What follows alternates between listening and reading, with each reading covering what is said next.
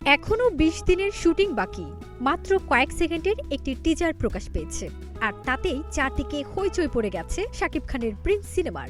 শুধু তাই নয়, প্রিন্সের ক্রেজ ধরে রাখতে শাকিব খানও সোশ্যাল মিডিয়ায় এ নিয়ে সরব রয়েছেন। গতকাল শাকিবের ভেরিফাইড পেজ থেকে মাত্র কয়েক সেকেন্ডের টিজার প্রকাশ করেন, যা ঝড় তুলেছে দর্শকদের মনে।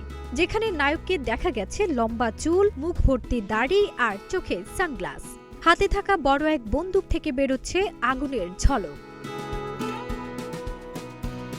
এই সবই মাথা নষ্ট করে দিচ্ছে শাকিব ভক্তদের। শাকিবিয়ানরাও মুখিয়ে আছেন কবে বহুল প্রতীক্ষিত সিনেমা প্রিন্স দেখতে পাবেন। আবু হায়াত মাহমুদ পরিচালিত প্রিন্সে শাকিবের এই মার কাটারি অ্যাকশন লুকে হাজারো প্রশ্ন আর রহস্য জন্ম নিচ্ছে সবার মনে। এই ছবিতে শাকিব খানের বিপরীতে থাকছেন ভারতীয় নায়িকা জ্যোতির্মুর্মু কুন্ডু এবং অভিনেত্রী তাসনিয়া ফারিন।